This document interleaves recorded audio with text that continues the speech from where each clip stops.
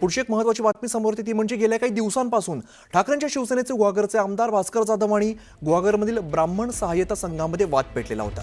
यामध्ये आता भास्कर जाधवांनी एक स्टेटस शेअर केल्यामुळे वाद आणखीन चिघळण्याची शक्यता आहे। त्यांनी एका सिनेमातील दृश्य स्टेटसवरती ठेवत ब्राह्मण समाजाला डिवचण्याचा प्रयत्न केलाय आणि या वादाची सुरुवात झाली होती। भास्कर जाधवांनी ब्राह्मण समाजावरती घणाघात केलेला होता। भास्कर जाधवांनी थेटपणे ब्राह्मण हे पाताळ यंत्री असल्याचा आरोप केल्यानंतर ब्राह्मण समाजाकडून संतप्त प्रतिक्रिया उमटलेल्या होत्या।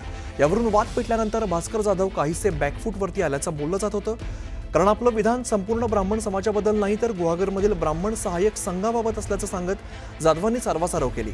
मात्र त्यांच्या या आजच्या सोशल मीडिया स्टेटसमुळे हा वाद चिघळण्याची शक्यता आहे। आरमाराची महती वेळीच ओळखली।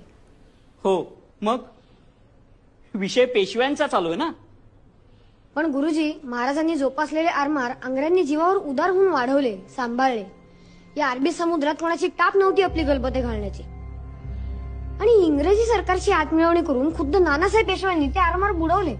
आपला हा तालुका कंपनी सरकारच्या मुखात अलगद जाऊन पडला। पेशव्यांची ही मोठी चूकच म्हणावी लागेल नाही का?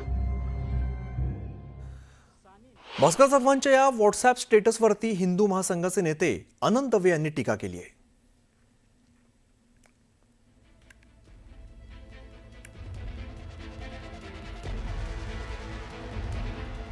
भास्करराव जाधव, तुम्ही कोणाची सुपारी घेतली आहे सर आणि स्पष्टपणे महाराष्ट्राला सांगा।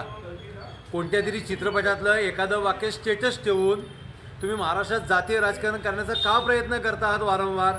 5 दिवसाआधी संपलेल्या विषयाला तुम्ही काल परवापासून पुन्हा एकदा चितावणी देत आहात। मूर्खपणाची वक्तव्य करत आहात। काही ना काही स्टेटस ठेवून महाराष्ट्राचा अपमर्द करत आहात।